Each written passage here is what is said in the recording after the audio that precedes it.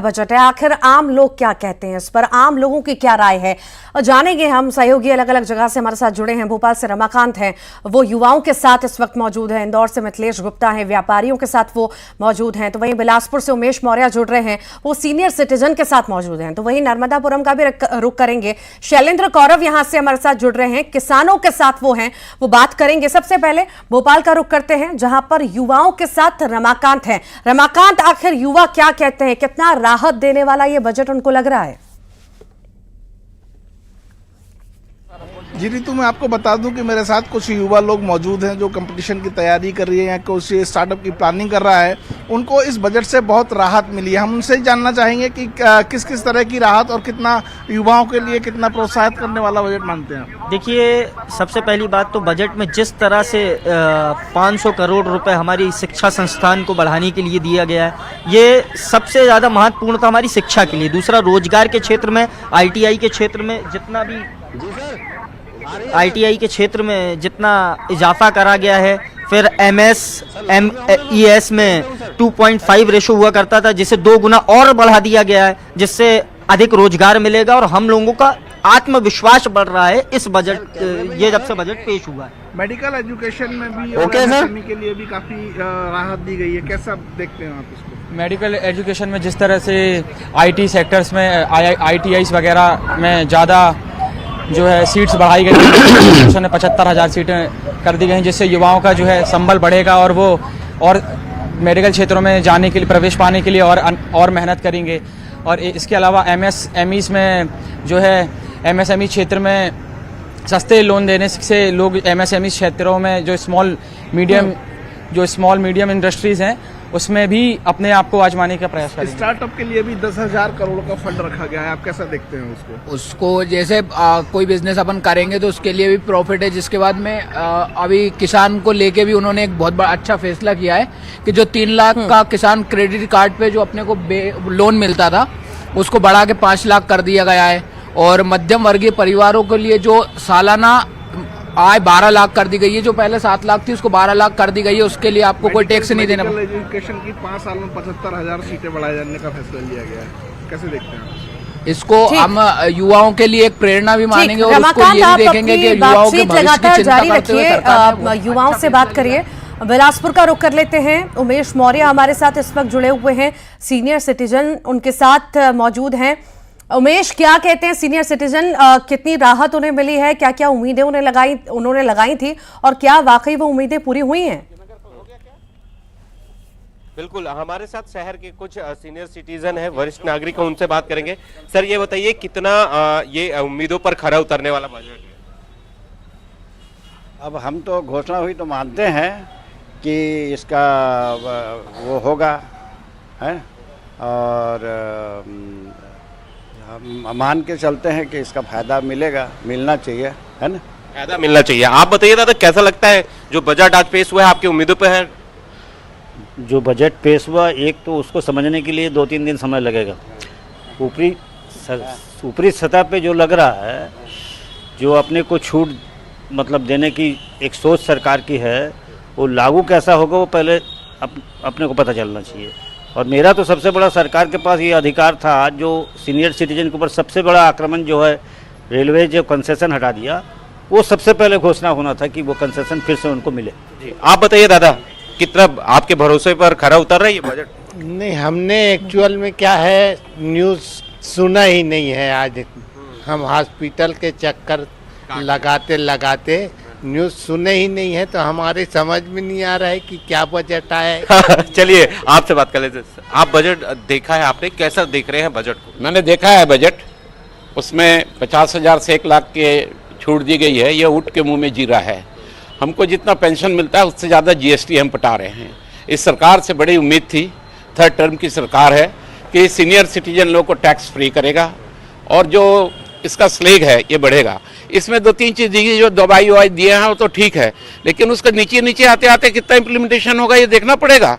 एक चीज़ इसमें दिया बड़ा हास्यास्पद कि कस्टम की ड्यूटी कम होगी, उससे सीनियर सिटीजन को क्या लेना, उपकरणों में कम होगा, इसको सीनियर सिटीजन कोई उपकरण बनाता है, हम खरीदते हैं, उसमें कस्टम ड्यूटी कम हो रहा है, हमको फर्क पड़ेगा। लेकिन ये सीधे सीधे घुमावदार बात है, सीधे सीधे बात है, टैक्स फ्री सिटीजनशिप को करना चाहिए था। आप बताइए कि और क्या लगता था कि अभी जो बजट आपको आया है उसमें कुछ राहत मिल रही है आपको? एज ए सीनियर सिटीजन अगर आप बोलेंगे तो अल्टीमेटली आपको जिस तरीके से राहत मिलना चाहिए वो राहत नहीं मिल रही। पर सीनियर सिटीजन के हिसाब से अगर आप बोलते हो ओवरऑल बजट पे, हमने देख रहे थे कि किसान क्रेडिट कार्ड में ये रुपया बढ़ेगा, फलाना करेगा, एक चीज़ में सारा चीज़ हल हो जाता। MSP अगर लागू कर दे, ये सारे कोई छूट की जरूरत नहीं किसानों को। आप बताइए सर, क्या लग रहा है कि राहत है? हाँ, जो सरकार घोषणा की है, आप अपनी बातचीत जारी रखिए। दौर का भी रुख कर लेते हैं। मिथिलेश काफी देर से हमारे साथ जुड़े हुए हैं, व्यापारी भी उनके साथ मौजूद हैं। मिथिलेश, आखिर व्यापारी वर्ग क्या कहता है? क्या वाकई में उन्हें जो राहत चाहिए थी वो राहत उन्हें मिली? क्या कई सारी मांगे भी थी लंबे वक्त से, तो क्या कहते हैं वहां के व्यापारी? बातचीत करिए, जानिए उनसे। तो बिल्कुल मध्य प्रदेश की राजधानी जो है, आर्थिक राजधानी जो है वो इंदौर है, और इस वक्त हमारे साथ में युवा व्यापारी भी हैं और सीधा उन्हीं से बातचीत भी करेंगे। सबसे पहले पूछते हैं कि बजट कैसा रहा? ये तालियां इस बजट के स्वागत के लिए है, क्योंकि ये बजट आम आदमी का बजट है और जो सबसे मेन फैसिलिटी दी गई है वो है कि जो 12 लाख की लिमिट कर दी गई है, क्योंकि इतने 10 सालों से छोटी छोटी लिमिट बढ़ाने के कारण आदमी को इतना वो मिल नहीं पा रहा था, बट अब 12 लाख होने के कारण कुछ आदमी की जेब में पैसा जाएगा और वो कहीं इन्वेस्ट कर पाएगा। आप लोगों की कंपनी है, छोटे छोटे स्टार्टअप आप लोगों ने किए थे, MSME की एक बात करें, कैसे देखते हैं आप? MSME के लिए तो बहुत सारी राहत दी गई है बजट में। बजट में माइक्रो एंटरप्राइजेज जो उद्यम रजिस्ट्रेशन करवाए हैं उन लोगों को 5 लाख तक का क्रेडिट लिमिट मिलेगा।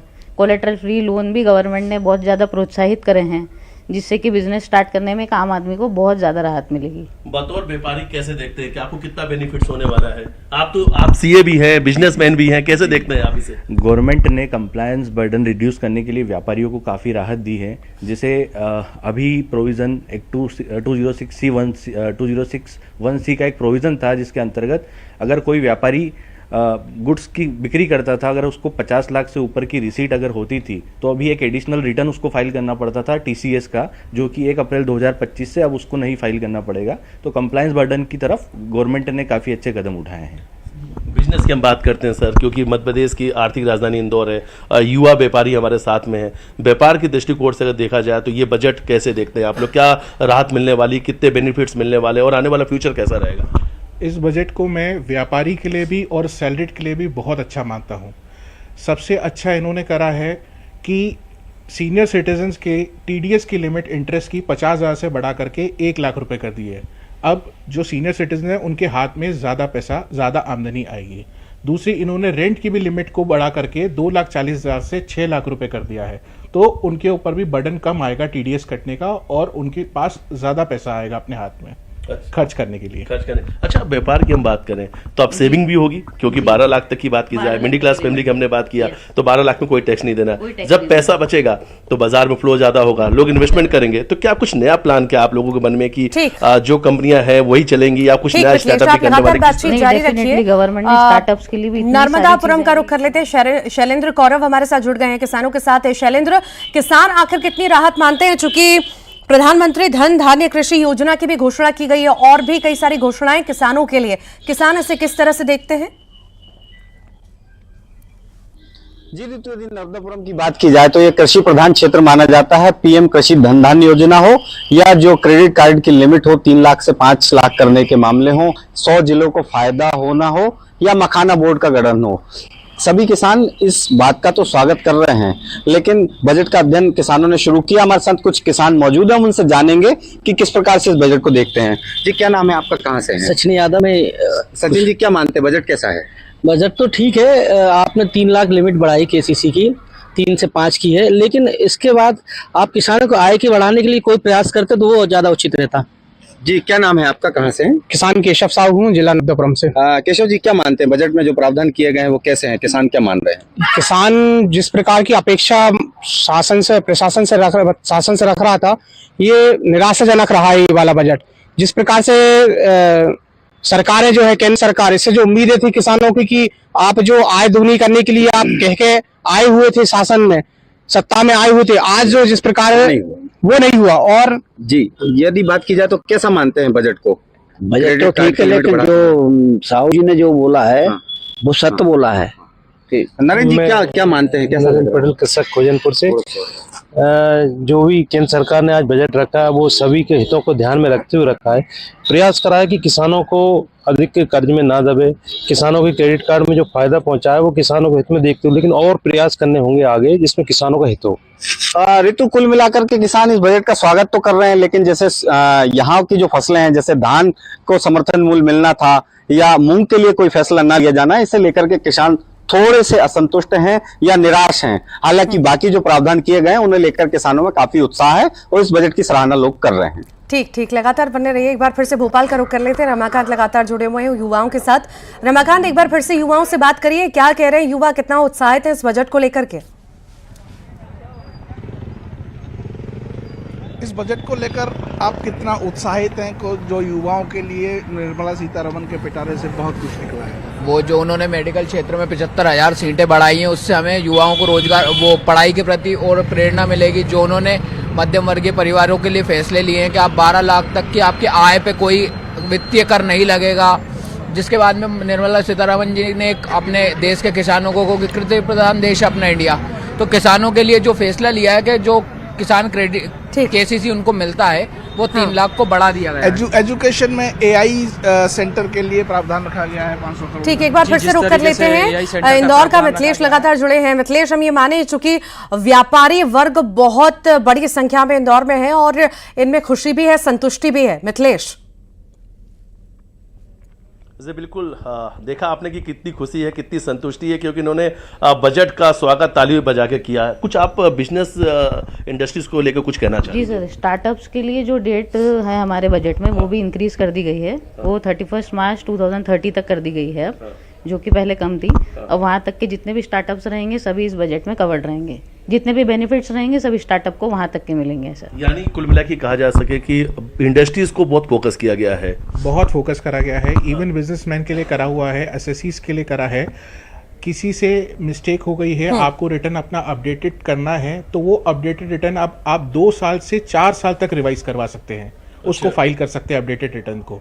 उसकी डेट बढ़ा दी गई है। इसमें एसएससीज में बहुत राहत है। ठीक, लगातार बने रहिए। उमेश, सीनियर सिटीजन क्या कह रहे हैं, कितना संतुष्ट हैं आखिर ये बजट को लेकर के? से उनसे हमारी बात हुई तो उनका यही कहना था कि बजट में काफी कुछ और राहत देने वाली चीजें थी, जैसे कि उनका सीधे तौर पे कहना था जो ट्रेन में उन सफर करते हैं जो उनको उसका लाभ मिलता है वो नहीं मिल पाया। इसके साथ ही जो अन्य और दवाइयां होती है उन पर छूट मिलनी चाहिए थी। बुजुर्गों के लिए बहुत सारी ऐसी योजनाएं हैं जिसको लागू किया जाना था, उसको लेकर सीधे तौर पर कहा है। हालांकि वो संतुष्ट भी है जिस तरीके से ये बजट सामने आया है, उसको पेश किया है, उसको लेकर वो काफी संतुष्ट भी नजर आए। जी ठीक ठीक ठीक ठीक। शैलेंद्र भी लगातार जुड़े हैं नर्मदापुरम से। शैलेंद्र, यहाँ पर तो बड़ी सौगात भी हम कह सकते हैं, बड़ी खुशी भी कह सकते हैं किसानों के लिए, पर कहीं कहीं पर असंतुष्ट भी किसान नजर आ रहे हैं। क्या बातचीत की, क्या कुछ समझ में आया आपको? जी, निश्चित तौर पर किसानों का कहना है कि जो यहाँ की बुनियादी फसलें हैं उन्हें लेकर के भी फैसले किए जाना चाहिए। तो हमारे साथ किसान अभी भी मौजूद हैं। यदि बात की जाए तो मूल रूप से क्या मानते हैं आप, क्या कमी रह गई है? कमी ये रह गई है, जहां पर आय दुगनी की बात कही गई थी, आज कर्ज दुगना कर रहे हैं, ये कहीं ना कहीं ये ठीक नहीं है।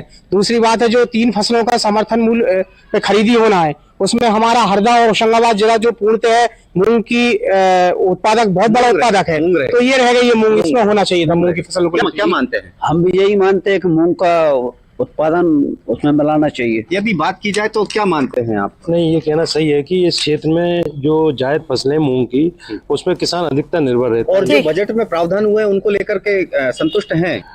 कुछ हद तक किसान को सरकार ने अच्छा करने की कोशिश करी है, लेकिन फिर भी और बेहतर करें तो जो मूलभूत फसलें हैं यहाँ की, आमतौर पर जो फसलें बोई जाती हैं, उन्हें लेकर के कोई फैसला नहीं लिया गया और इस पूरे बेल्ट में इस प्रकार की समस्या सामने आएगी। रिएक्शन यहाँ पर हम देख रहे हैं। फिलहाल बहुत बहुत शुक्रिया आप सभी का ही जुड़ने के लिए, जानकारी साझा करने के लिए। इसी के साथ ही स्पेशल रिपोर्ट में आज के लिए इतना ही। नमस्कार।